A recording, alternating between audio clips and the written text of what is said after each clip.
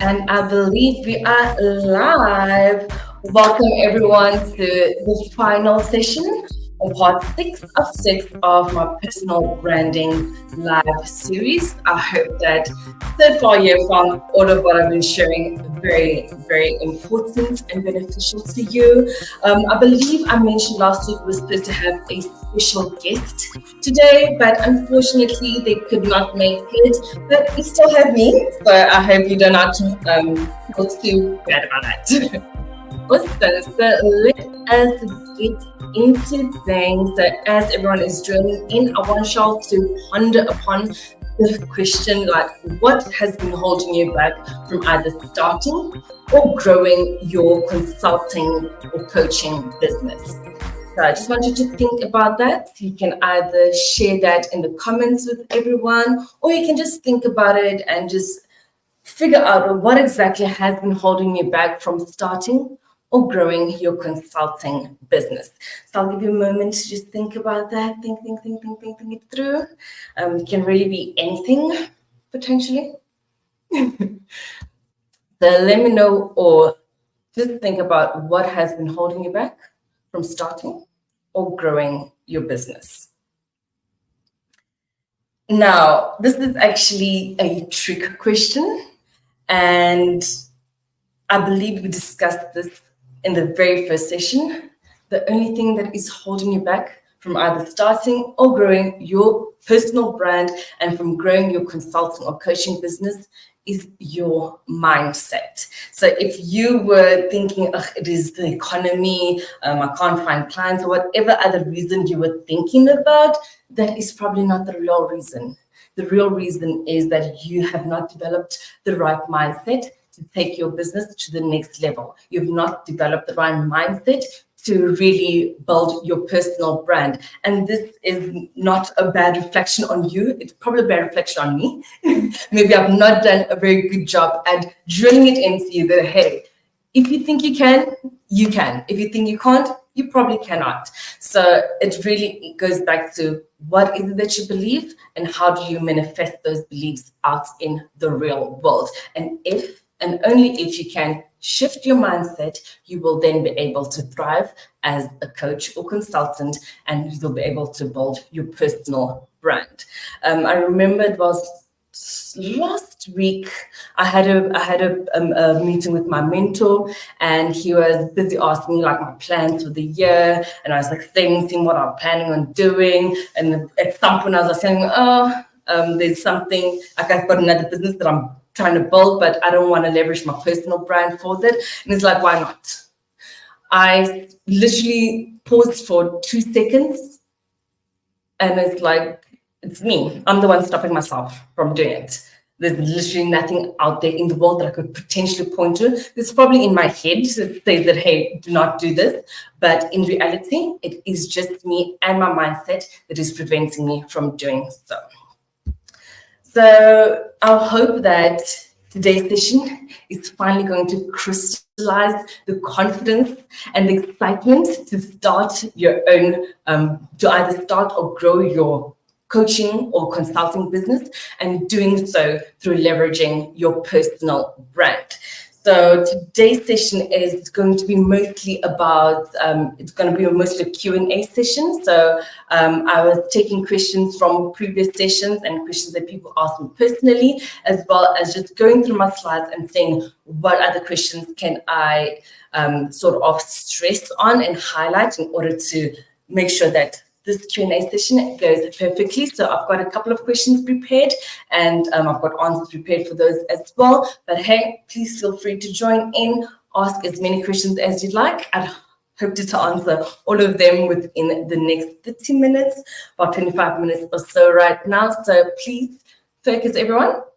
Again, switch off your phone. If you're using your phone, turn off the notifications, put it on silent, and take down as many notes as possible. So before we get started with those questions, I want to share 3 facts related to coaching and consulting on the industry as a whole, so that you can actually be energized and excited about, growing and scaling your own consulting business, or perhaps even starting one now from scratch. So the first fact is that consulting and coaching is a $1 trillion industry.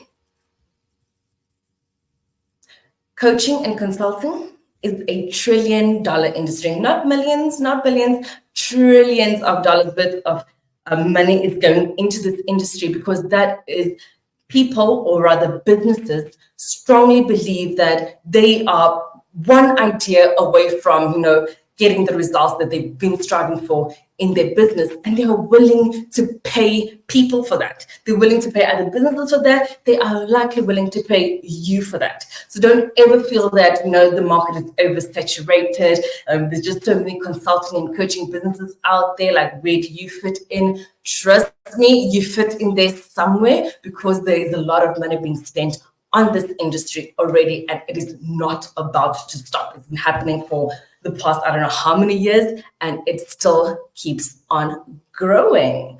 Okay, fact number 2 is that there are only 3 companies that dominate this industry. So there are 3 companies that hold the majority market share, and that is McKinsey & Company, BCG, and Bain & Co. I'm almost certain that most of you have heard of these companies before, because they hold such great dominance within this space. However, there are plenty of other smaller companies all over the world that are still winning in their own little spaces, and they do so by niching, or niching up, as I like to call it. So I've been preaching niching.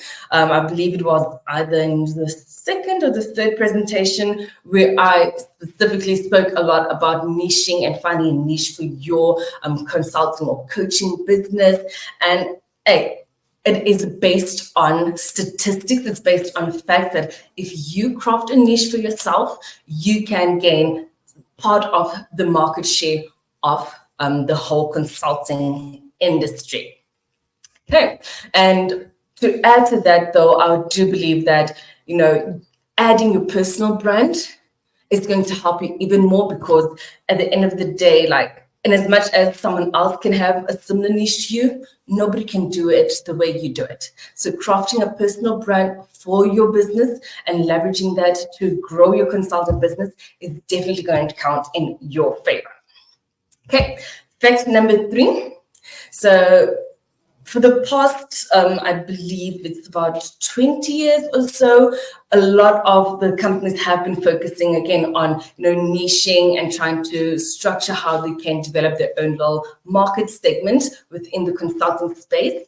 And it appears now that the next evolution that is happening, or the next development that is happening within the consulting industry, is that of artificial intelligence. So many businesses are now leveraging artificial intelligence to grow their business, but they are not using generative artificial intelligence. That is your typical ChatGPT, Bard, or your text-to-speech, text-to-image, text-to-video sort of platforms. So consulting as an industry is not leveraging that type of artificial intelligence, but rather they're using predictive AI to grow their businesses. And predictive AI is pretty much about leveraging past data and analyzing it and assessing how the past data can help support future predictions of what's going to happen within a certain industry, within a certain market. So a lot of consulting firms are now starting to use predictive AI to scale their businesses, and I would suggest that you do the same thing. I believe at this point in time, predictive AI tools are still a little bit more expensive than your generative AI, but it is definitely something worth looking into. Okay, so let us get started with those questions. Again, if you have any questions of your own besides the ones that I have prepared for you, could you please type them in the comment section and I will get to those. Okay, so I have a couple of answers prepared on my little sticky notes. So if I'm looking down, I'm not trying to avoid you guys. And just checking out what it is that I had written down so I can just remember and be able to speak as clearly as possible. Cool. So First question I have here is, how do I go about building a personal brand? So I believe the best way to go about, if you want to start out in building a personal brand for yourself, is truly to ask the questions who, what, when, why, and how. So if you ask yourself these questions, you're able then to decide, okay, who do I want to target? What is it that they need really, and how can I serve those needs? You have to figure out where can you find those potential clients. Would it be offline in networking events? Would it be online on LinkedIn, for instance? So trying to figure out where are your potential customers, and then figuring out why would you even want to service this group of people. I believe it was last week where I mentioned the fact that, hey, if you do not have a strong reason why you're showing up on your personal brand, you're going to stop at some point, because when things are a little rough, you don't have enough clients, you are going to feel demotivated, and you're not going to want to show up anymore, because you think that, okay, if I'm not getting enough likes, if I'm not getting engagement on my content, if I'm not getting clients coming in, then why am I even doing this? But if you develop a why that goes beyond that, that is when you're going to be able to build a thriving personal brand. And then final question is just asking yourself, how are you going to do it? Are you going to start a podcast? Are you going to do a video series?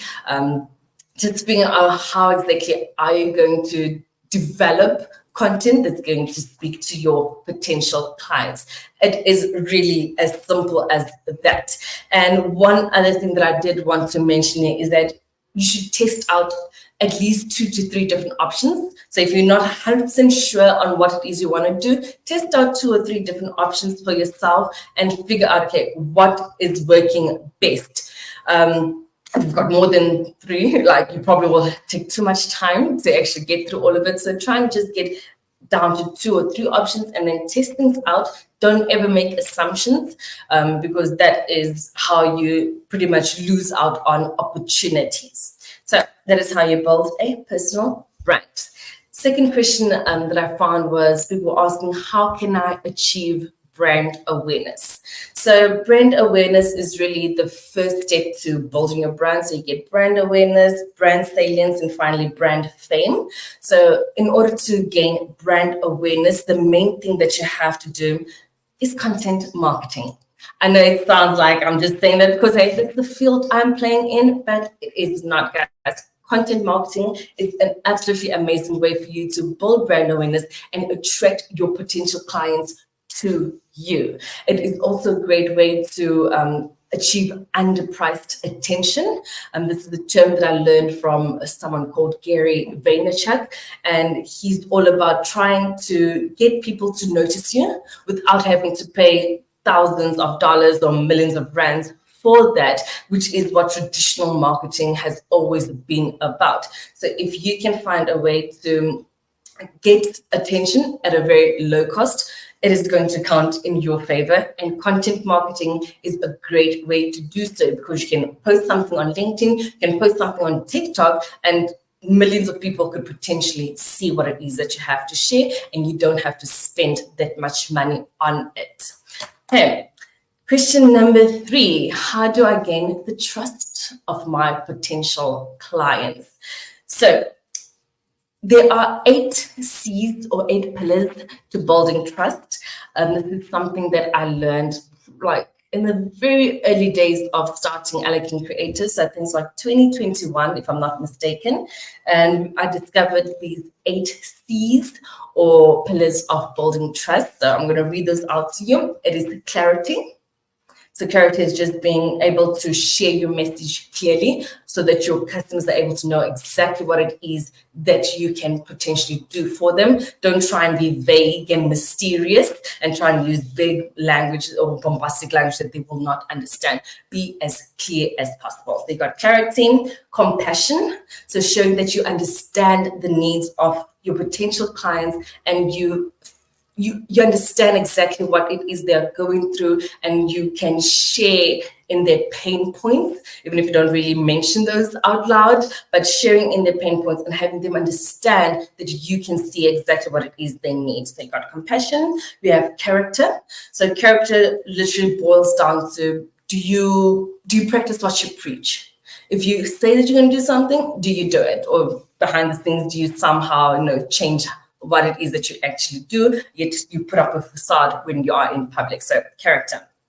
Fourth one is competence. So competence really applies to your skills and the knowledge that you have. It also applies to your body language. So do you show up with confidence? If you are all shy and you're not sure really how to communicate with people, people are not going to really think that you know what it is that you're talking about. So competence is very important. The fifth one is commitment.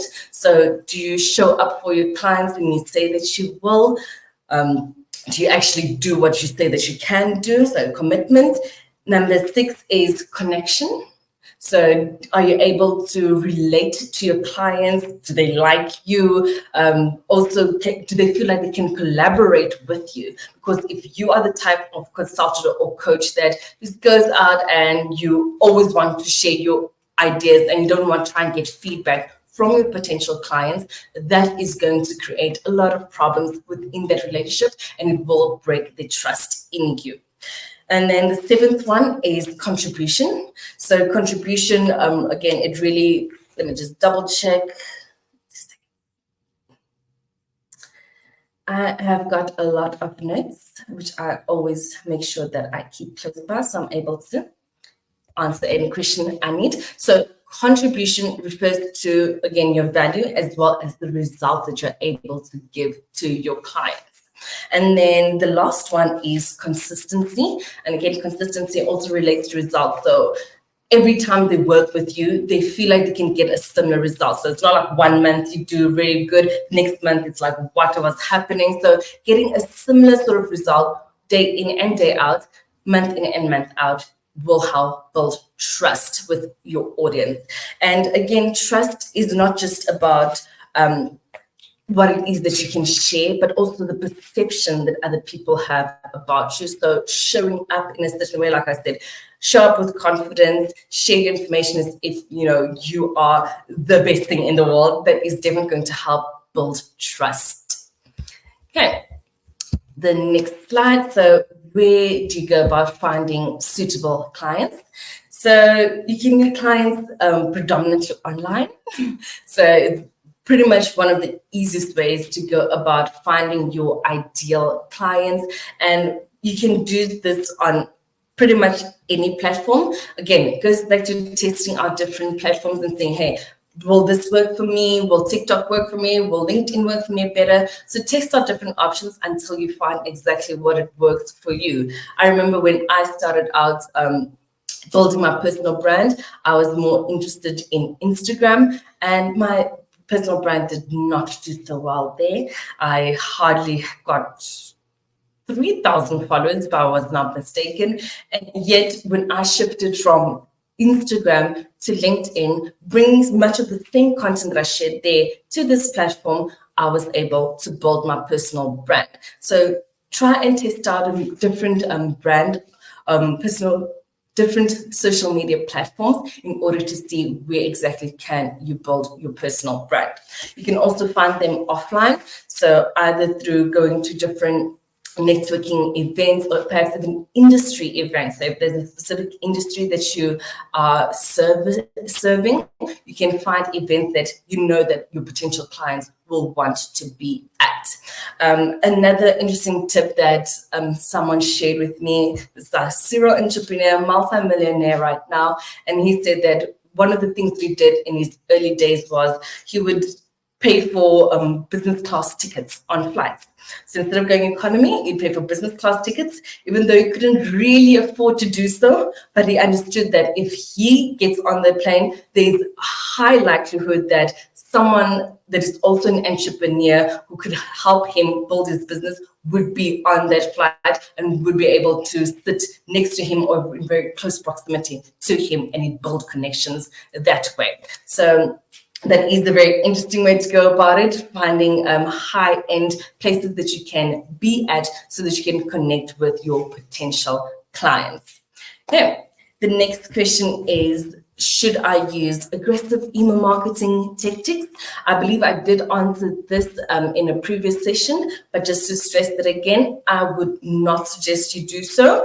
I feel like when you're leveraging email marketing and you're really pushing sales more than building relationships, you are essentially going to damage that relationship, and you're not going to build retention within your clients and brand loyalty, which is really what we are going after. So I would not suggest using aggressive email marketing tactics. If you do want to leverage email marketing, what I would suggest you do is create a newsletter where you share valuable advice and educational information to help your potential clients. Okay. Then question number 6. So how does one go about getting the clients to take their advice? Okay, so this really, again, it points to what can people trust what you have to say? And number one way to do that. So someone once said that it's not about having the best idea. So as a consultant or coach, you don't think that you have to have the best ideas. Don't think that you have to have the best advice. It should be accurate, of course, but don't think it has to be the best. And the real way to get people to listen to you and to trust what it is that you have to say is through telling better stories. And better stories really goes not really about making up stories. Like I said, it has to be accurate information that you're sharing. But when I'm saying storytelling or telling better stories, it goes. I'm really pointing to how you communicate with your clients. So do you have energy when you speak to them, or are you more shallow, or like not shallow, more shy, and you hold back, or you don't speak loudly? So all of those sort of elements are going to make people not really trust that what you have to say is correct, and it will help them. So having energy when you communicate with your clients, building up curiosity and making them want to work with you and want to know what it's like, what the end result could potentially be. Another point that I mentioned here was visualization. So as you're communicating with your potential clients, can you share a picture with them to show, hey, this is what your future could potentially look like if you work with me, and painting a clear picture of that. So when you want potential clients to take your advice, it really goes down to how you say and not necessarily what you say. Okay, on to the next slide. So how does one go about scaling the consulting or coaching business? Again, we shared this in previous session, and this goes down, points down to the monetization of your skills instead of your time. So don't try and trade your time for money. Instead, what you do is you want to build online courses, create podcasts, write books, so that you are able to share your knowledge with a large group of people without necessarily having to sit down one-on-one with them, which is what most coaching and consultants have to do. So find ways to monetize your skills.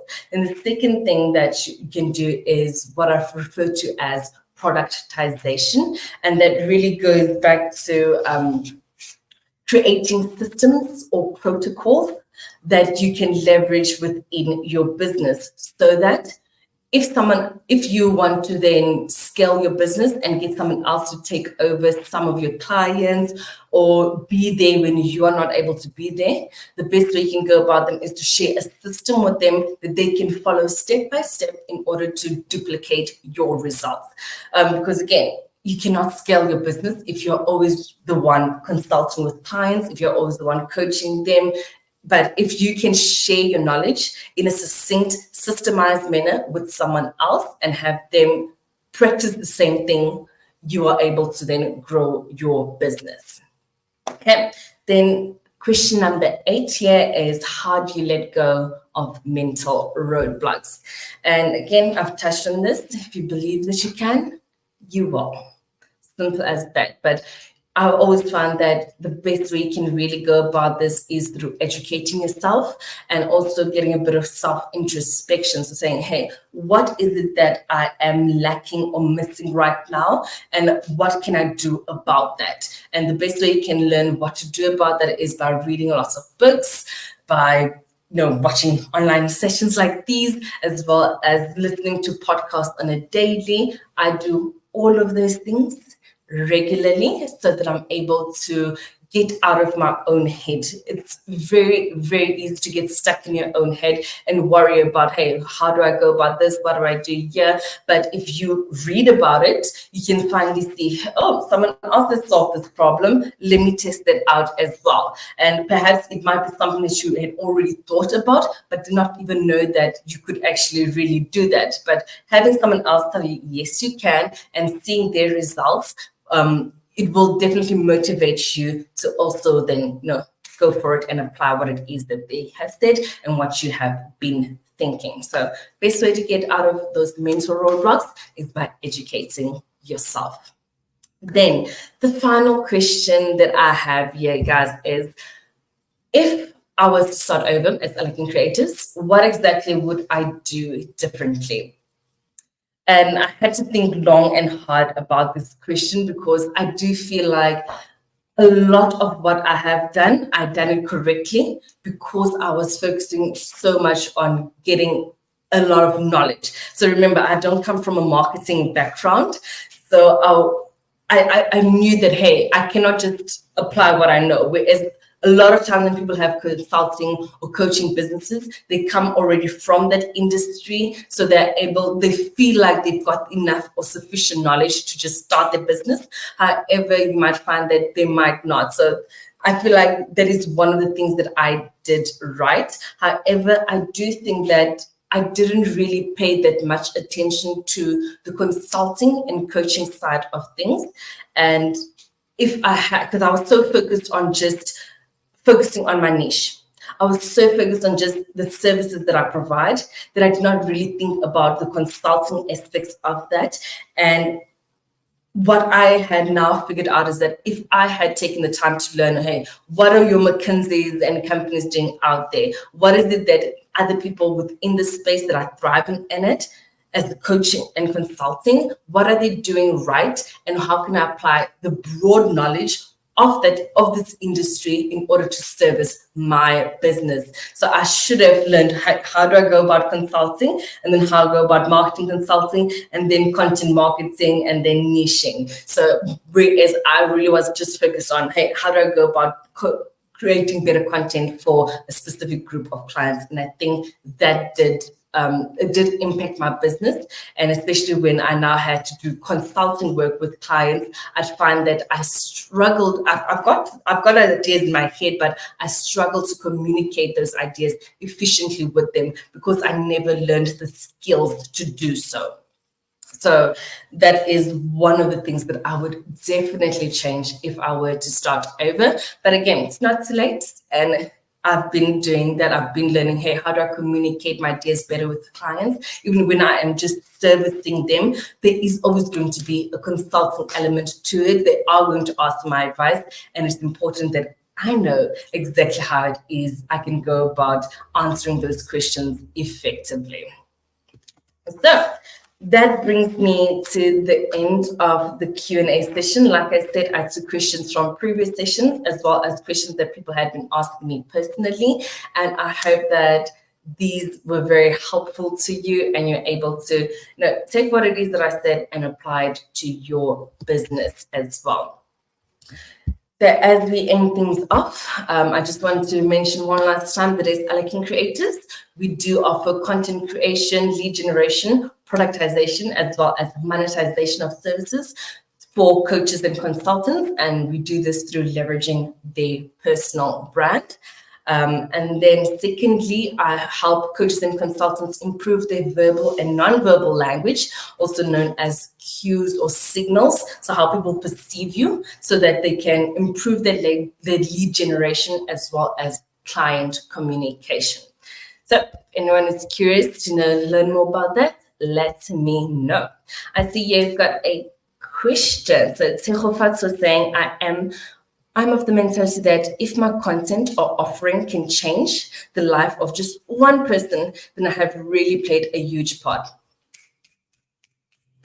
We support that idea 110%. He's asking, does this mentality limit me in reaching a mass audience, or should I rather only find fulfillment from reaching a greater reach? Ooh, interesting stuff right there. So, Tshegofatso, I share that same mentality as you do. And this is what has helped me build a personal brand and show up consistently. Because I'm always thinking that, hey, if I don't show up, that one person that always comments on my stuff, that one person that always likes my stuff is not going to get my advice anymore, because I'm always thinking, hey, why can't I get 5,000 likes? Why can't I get 500 comments? So that exact thinking has helped me stay consistent and be able to show up for my audience and through my personal brand, because I'm not worried about getting a large group of people to recognize me and pay attention to me. So I support that sort of mentality completely. And in doing so, though, you will find that the more you show up, the more you create content, the more you try and just be there for that one person and change that one person's life, other people are also going to benefit from that as well. So that sort of thinking helps you show up daily, be consistent within your personal brand and in your marketing efforts, because you're not so worried about, hey, why are people not listening? Why are you not going viral? Really. And that is something that a lot of other people are so focused on, especially on, your B2C platforms like your TikToks and your Instagrams. People are so focused on likes and engagement that they shy away from putting out content, because they feel like, hey, if I'm not getting 1 million likes like the celebrities out there, then, my content is not making an impact. However, the best way, as someone that is, ordinary like us, the best way you can go about it is to start small and build our way up from there. So I support your mentality 100%. Don't ever feel like it's limiting you. It's going to help you show up consistently, so that eventually, at some point in time, a lot more people will start to recognize you. I hope that has answered your question. Okay, guys, let me know if anyone has any other questions. If you would like to work with Elegant Creatives, let me know. If you've got questions about building your personal brand, and you feel like you don't want the world to see those questions, please feel free to send me a message. I always answer my messages if they are constructive and I'm able to help people with whatever it is that they need. So this does bring us to the end of our 6-part series. I do hope that you have enjoyed this, guys, and that you found value from it. The next series I'm creating, I'm not really sure what it's going to be, so feel free to share your suggestions as well. I'm open to suggestions. I will be doing a live in collaboration with another brand. So it's a finance brand, so we're going to talk a little bit more money and handling your money better as an entrepreneur. And so that doesn't just relate to personal brands, but to everyone as well. Tshegofatso is saying, I have over 19K followers. Yay! I feel like I'm unable to connect to all of them. Is my niche a hindrance? What do you mean is your niche a hindrance? So from my understanding, not everyone that's following you on LinkedIn will be buying your products or services. Not everyone that is following you on LinkedIn will be seeing your content even.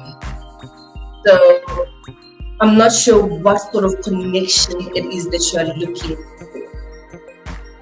So if you can please help me in understanding that. Because remember, at the end of the day, LinkedIn is also a platform. So in as much as they're trying to get great content out there to a lot of people, they are only every time you post something, they are only showing that to a percentage of your followers. Not everyone's seeing that content right now. I believe previously it used to be that everyone can see your content.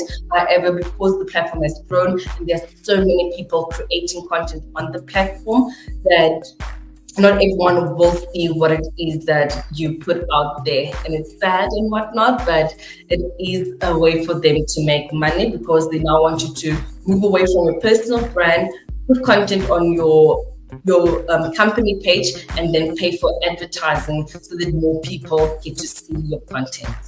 So I'm not sure what exactly you mean by connection, but niching is definitely not going to be a hindrance to building your brand and to getting people to understand what it is that you have to offer. That is just my perspective. But do let me know if I am not exactly getting your question, and I'll be able to see if I can answer that better. Yes, I guess you answered me. Yay. I believe that because only a percentage of my followers see my content, what can I do to attract the other percentage that doesn't see my content? So the best way to attract them, again, is by paying for LinkedIn ads. But again, I would not suggest that, because you still cannot be 100% certain that other people will connect with you and be able to engage or buy what it is that you have to offer. I think this also just goes to being content and being happy that, hey, there is this group of people that are seeing what I have to offer, and understanding that this, like, you are on the right path, if that makes sense. Don't feel like you have to communicate with 19,000 people in order to feel effective. Don't feel like you have to communicate with 1 million people in order to feel effective. If you do get to that point eventually, that is great, but don't put pressure on yourself to feel like you absolutely have to. Trust me, there are people out there with millions of followers, and they feel sad every day because they think that I'm only connecting really with 100,000 people. You've got 1 million followers. Like, what more do you need? Like, appreciate every single one of your followers. That is why every time someone comments on my post, I make it a point to either like their comment or to write a comment back, because I feel like it is so important to say thank you to just that one person that took the energy and the time out of their busy schedule to write something lovely on what I was posting. So I think it does go just down to being able to say, hey, like, this is good enough for me, and making sure that you don't feel like you have to connect with 19,000, 100,000 to 1 million people in order for you to feel effective.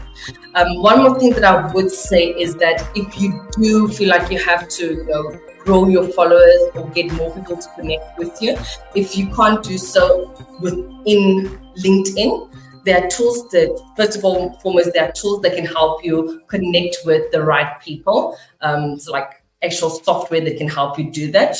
I believe you pay like 3,000 to 9,000, if not a little bit more than that, to connect you to more people that could potentially be interested in your brand. That's just on LinkedIn.